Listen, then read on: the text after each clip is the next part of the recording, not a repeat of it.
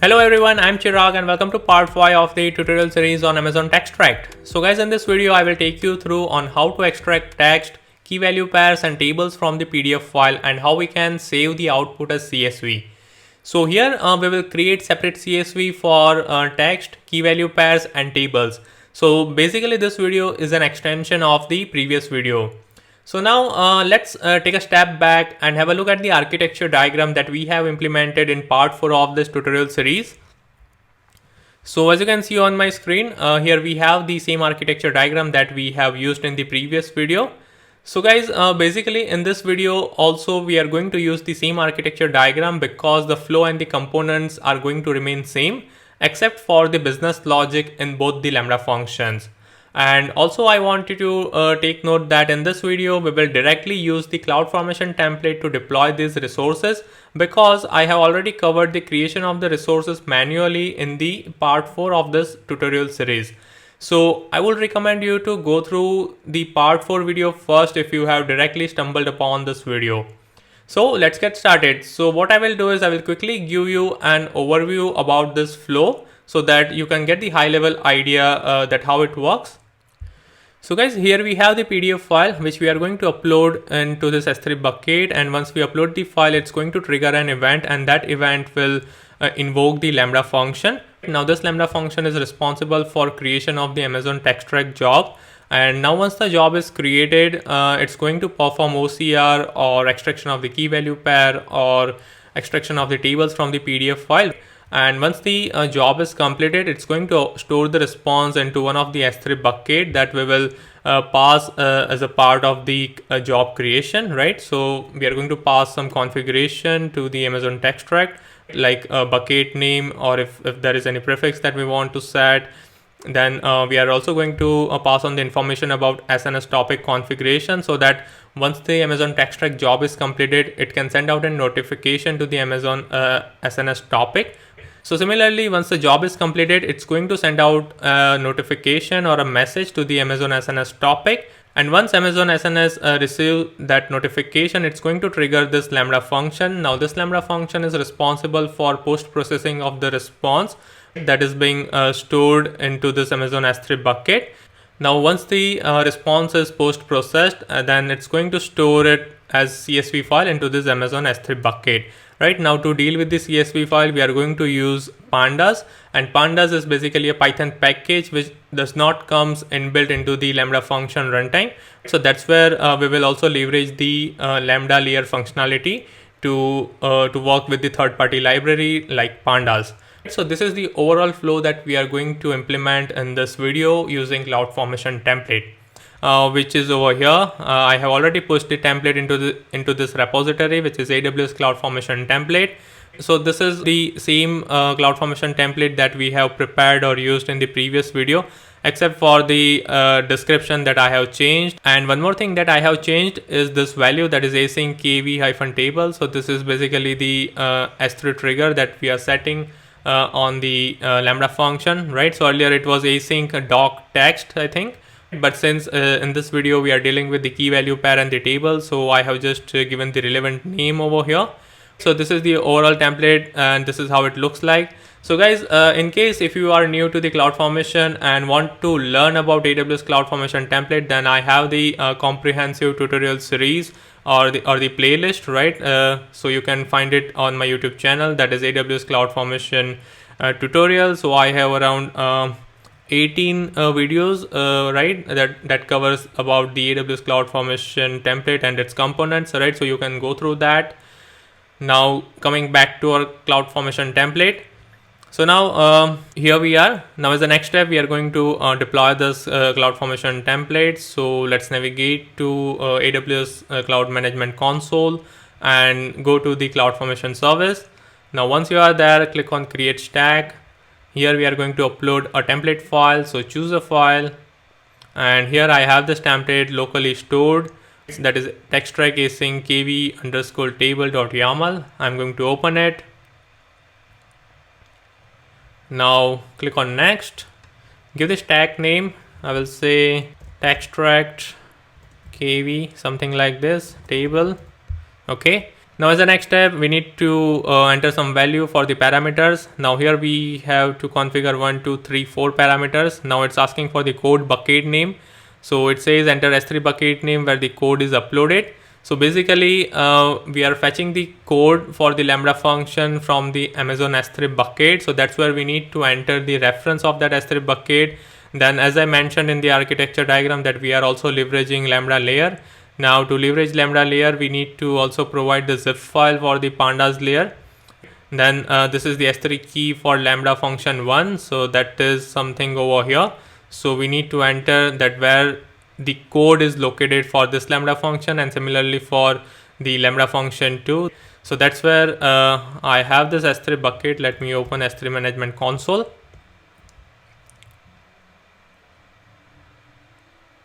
And within the console, I have this bucket that is reference bucket code, and here I have this directory that is async kv-table. So I'm going to open this, and within this directory, I have 3 files, that is lambda create job.zip, then lambda process response.zip, and then we have the file for the pandas layer. So basically I have to provide the reference of these 3 files over there, so that when CloudFormation starts to create resources or deploy resources, it is able to pick this zip file for the respective Lambda function. So now coming back to the CloudFormation template, so the first thing that we have to enter is code bucket name. So the bucket name is reference bucket code, right? So I'm going to copy this and paste it over here. Then we have Lambda layer. So Lambda layer is basically within async kv-table, and I think the code is also in that directory. So I will just copy paste the prefix, and then I will say pandas_39.zip. 39 is basically the Python runtime 3.9, and then we need to enter the reference key for the Lambda function 1. So that is Lambda create job, because first Lambda function is responsible for creation of the Amazon TextRack job, and another Lambda function, that is the second Lambda function, is responsible for processing the response of the Amazon TextRack. Okay, so these are the 4 parameters that we have to configure in order to proceed. Now you might think that from where I got the zip file. So what you can do is you can navigate to AWS tutorial-code repository. So I will basically provide the link of this code in the video description. So here I have this zip file, that is pandas_39.zip. So basically I have uploaded this zip file for Lambda layers into this S3 bucket, and then we have 2 directory basically for the respective Lambda function 1 and the Lambda function 2. So it is kind of self-explanatory. So the first one is Lambda create job. So you have to go to this directory and create the zip file for this Lambda function and upload it to the reference bucket that you have. And then you need to navigate to another directory, that is Lambda process response, and then you have to create the zip file of this package, right, and upload it to the reference bucket code. And once it is uploaded, you can spin up the CloudFormation template and enter those information over here, and you can just click on next. Okay, now moving along, scroll down and say next. Here you need to acknowledge and say create stack. Now it will take a while to create the stack, so let's wait. So guys, now while the stack is being created and the resources are being deployed, let's have a look at the file that we are going to upload today and perform key value pair, text, and the table extraction, right? So this is the file. So this is basically the dummy employment application, right? So where we have kind of some name, some location, name, date of birth. So this is the dummy values that I have filled in. So education, graduate, work experience, and here we have basically some other information, right? So here we are going to perform the key value pair extraction as well as the text extraction and the tables extraction, right? So this is how the file look like, and let me reload this over here, and it says rollback in progress. Oops, here we have some issue. So I know where the issue was. So let me delete this. So basically what happened is that while giving the name of the stack, right, so I have used the caps, the K and the T is in caps, and basically it says that a bucket name should not contain uppercase characters. So here what we are doing is, while creating the bucket, we are also leveraging the stack name, right? So that's where it has through an exception. So we need to redeploy it once again. So here now the stack is being deleted, right? So we will say create stack. Let me choose a file again, select a file, say next.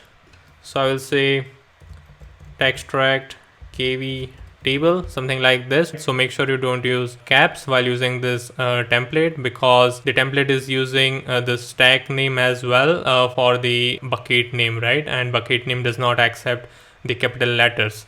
So that's where it threw an exception. So now let me reconfigure or re-enter the value for this parameters.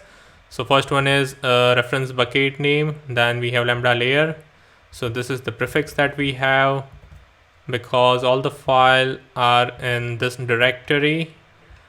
Now the lambda layers pandas 39 underscore zip, then the lambda function one reference, that is lambda underscore create underscore job dot zip. Finally, the second lambda function, that is lambda underscore process underscore response dot zip. Say paste, say next. I will say next again, acknowledge, say create stack. Now let's wait for a while. So guys, now as you can see on my screen, the stack creation is completed. Now we can click on resources to have a look at the resources that this CloudFormation template has created. Now the very first thing that we are going to do is open the S3 bucket, and within that S3 bucket we are going to create a directory that is, let me see, that is async kv table, and within this directory we are going to upload a file, that is the PDF file, and say create folder. Now open this folder, and now we are going to upload the PDF file that I have showed you earlier. Now if everything is configured perfectly fine, then we will see a few more directories within this S3 bucket, and then we are going to have a look at those directories and the content of that directory. Now the file is being uploaded. Now the file is uploaded successfully. Now what will happen? So here it has already created the textract-output directory. Now if we look at the architecture diagram, so here we have uploaded this file. Now it will trigger this lambda function, that is lambda function 1, which is responsible for creation of the job, right? So let's have a look at the logs. So maybe here is our CloudFormation template, and so here we have the job lambda, so we can open that and have a look at the CloudWatch logs. So here is our lambda function, see monitor, say view logs in CloudWatch.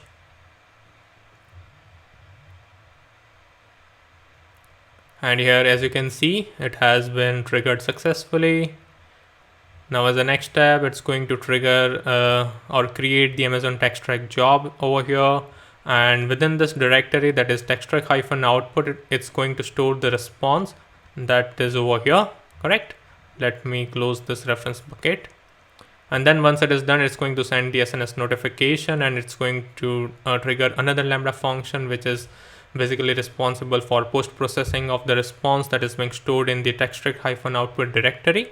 And once the response is processed, it's going to store the CSV file, respective CSV file for text, key value pairs, and tables into this S3 bucket. So let's have a look at the S3 bucket directly. Let me reload this. So as you can see here, we have a couple of more directories. So the first is basically async kv table. So in this bucket, we will have, not this one. So in this bucket, we have basically uploaded the file, and then we have kv, that is for key value pair. So here we have the directory with the job ID name. So what will happen whenever you will create a new job ID, it's going to create a respective directory within the key value pair, table directory, and the text directory. And within that directory, you would be able to find the CSV file or the processed response. So here we are looking at the key value pair. So let me download this and have a look. So here we have this file, and here we go. Right, so here we have the key value pairs, that is citizenship, America, position applying, account clerk, mobile number, name, telephone, home, email address, place of birth, and whatnot. So all the key value pairs that has been identified or detected by the Amazon Textract is stored in the CSV file. Now let's have a look at the another directory, that is tables directory, correct? So let me open that. Here also we have the respective job ID. So open that, and here we have basically 3 files, because in this employment form we have 3 tables basically, right? So this is the first table, this is the second one, and this is the third one, right? So that's where we have 3 tables. So basically if you look at the naming convention, then we have table underscore some ID, that is the unique ID, underscore page underscore 1, right? That means this table is being identified or detected on page 1.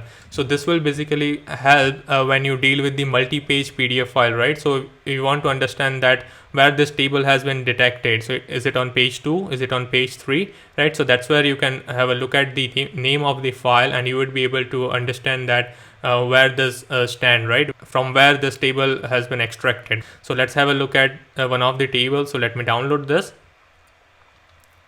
and let's open it.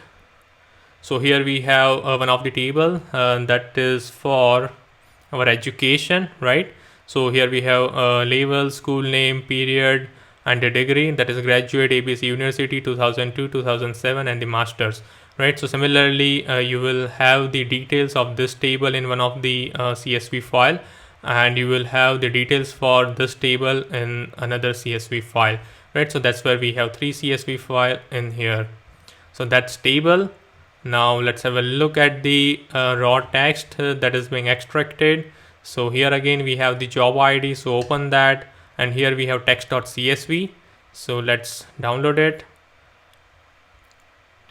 and let's open it. So here, as you can see, here we have 2 fields, that is page number and the text.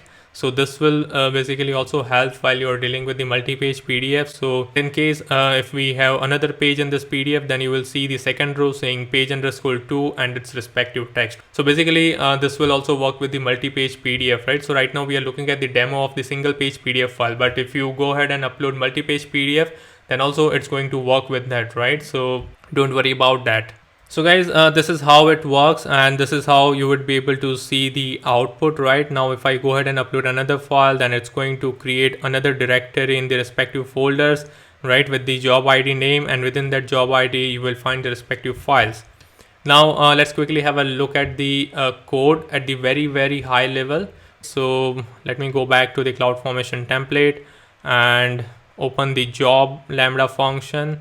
So here we are, and this is our lambda function, and this is how it looks like. So here we have a couple of environment variable that I have taken you through in the previous video. So here we are accepting output bucket name, output S3 prefix, and the topic ARN, then the SNS topic role ARN. So this is the same code that we have used or reused in the previous tutorial, except for the part that we have changed line number 30. So earlier, since we only wanted to detect text, we were using start document text detection or start detect document text, something like that, right? But now at this point of time, we wanted to extract tables and the key value pairs. So that's where we have to use start document analysis method.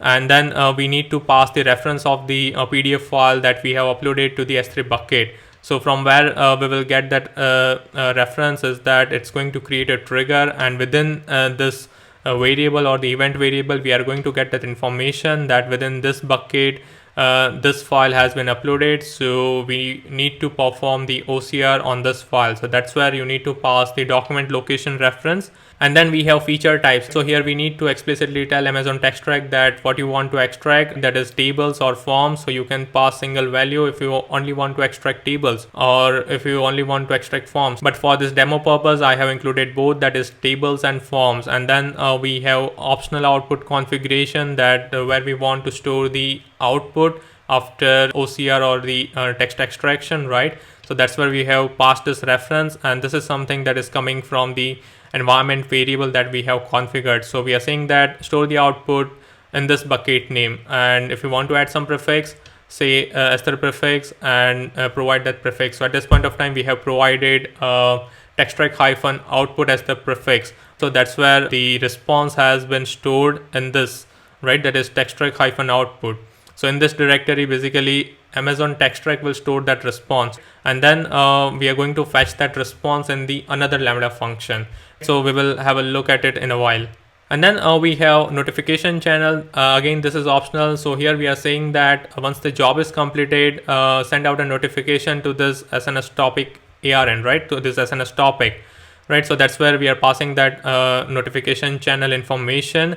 Now for Amazon texttrack to send the notification to the SNS topic, it requires some sort of permission, right? Because by default, Amazon texttrack does not have permission to send the notification or send the message to this SNS topic. So that's where we also need to create the IAM role, which provides permission to the Amazon texttrack to send the message to the SNS topic. So that's where we have created the IAM role and provided the reference of that SNS role ARN as a part of the environment variable, right? So all this configuration has been created using the CloudFormation template. So you can go through that CloudFormation template and you will get an idea which all components we have. Basically you will ultimately find these components only, right? But apart from this, there is some additional configuration that we have to do, right? Like we need to create the IAM role for the Lambda function, provide some sort of permission, right? So for example, while we create this Lambda function, we also need to provide permission to create the job within Amazon texttrack, right? So that's where we need to add certain permission. So you can have a look at the CloudFormation template as well. So here on line 37, it's all I think we have changed in this code, and I think rest of the things are as it is. Okay, so this is basically our Lambda function 1. Let's have a look at the Lambda function 2. So Lambda function 2 is basically the parse Lambda. Let me open that. Now here in this Lambda function, we have made a lot of changes. So the Lambda function or Lambda underscore function.py looks very simple like this, right? So here what we are doing is we are just fetching the bucket name where we want to store the processed response, for example, CSV of the key value pair or the CSV of the table. So that's where we are asking for the bucket name, and that is something we have configured as a part of the environment variable, correct? And then on line number 19, we are fetching the job ID from the SNS event, right? So here if we look at the architecture diagram, then once the job is completed, it's going to send the notification to the Amazon SNS, and then SNS topic will trigger this Lambda function with some sort of information, right? So that's where we will get the information about job ID in the event variable, right? So here we will have the job ID. And then finally on line number 22, we are calling one method which is coming from helper.helper, right? That is process underscore response. So this is the method that we are calling, and as a parameter, we are passing the bucket name where we want to store the response or the CSV file. Then we are passing the job ID, because to fetch the response from texttrack-output directory or from Amazon texttrack, we will require this job ID. And then finally, we have 3 parameters, that is get table, get key value pair, and get text.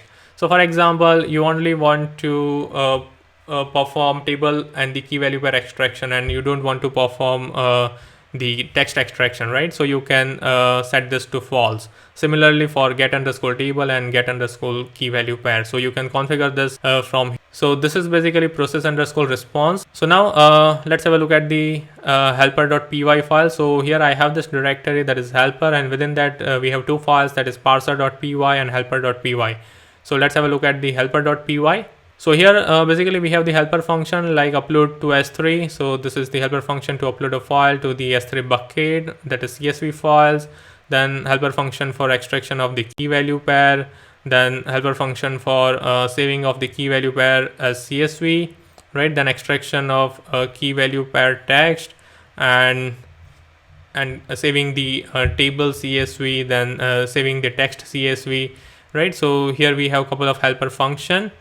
And then finally in the lambda function.py, we are calling this process underscore response method. So here what we are doing is on 66, we are defining the Boto3 client for texttrack. And then on line 71, we are calling get document analysis. Right now, to get the information about the response or to get the actual response, we need to use get document analysis along with the job ID as the parameter, right? So that's where it's going to give us the JSON file of the extracted information for the particular PDF, right? So that's where we need to use get document analysis.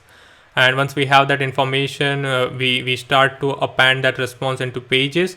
Now in case if it has the paginated response, then we will look for the next token, right? If the response contains a next token, then we will perform a loop, that is the while loop, and we will keep looping until and unless we don't find the next token in the response. And while we perform this loop, we keep appending the response into this pages list. So that's where we are performing this operation. And then finally we are looping through the pages that we have as a part of the response. Correct. Now on line 89 we have this class that is parse. So this is coming from .parser import parse. So basically this is coming from parser.py. And then from that parse class we are calling process underscore response method. Correct. Now as a part of the parse parameters, we are passing the page, then we are passing the 3 parameters, right? Which operation we want to perform. Do we want to extract table? Then it's true. Do we want to extract key value pair? Then it's true, right? So basically you can set this parameters as per your requirement, right? And finally we are calling this parse.process response, which will basically return the table information, key value pair information, and the raw text information. And then we will check for whether the user wants to extract the table or not. If he wants to extract, then we are calling this save table as CSV, which will accept 3 parameters, that is table that is being written from the parser.py, and the job ID and the bucket name, right? Similarly it goes for key value pair. So for key value pair we are saving it as CSV over here on line 105. Similarly for raw text, that is on line number 107. Okay, so this is basically very high level overview of helper.py. I might not have covered all the lines one by one, but I think it's kind of self-explanatory. So I had simply covered the major part that has been changed. Okay, now let's quickly have a look at the parser.py. So this is the class that I have written in order to post process the response from the Amazon TextRag to basically extract the relevant information like table, key value pair, and the raw text. And within helper.py we were calling this process underscore response, and here we are calling the respective methods to perform table, key value pair, and the text extraction. And then finally we are returning table information, key value pair information, and the text information. So right now I had not commented this code, so I'm going to comment each of the functions so that you would be able to have a clear idea about what each function is doing, right? So keep an eye on the commits of this AWS tutorial code repository if you want to have a look at the code and the comments. So this is our basically Lambda function 2. And again, I want you to take note that this will also work with multi-page PDF files. So guys, basically this is how you can perform table extraction, key value pair extraction, and the text extraction using Amazon TextRag with full flow, right? And I have also provided the AWS CloudFormation template, which you can reuse as per your requirement. So guys, that's all I wanted to cover as a part of this video. Until that time, if you want me to do tutorial on any use case or service, then please leave them below and I will try my best to come up with the tutorial as soon as possible. And if you have any queries or comments, then again please leave them below, and don't forget to like and subscribe to my channel, and see you next time.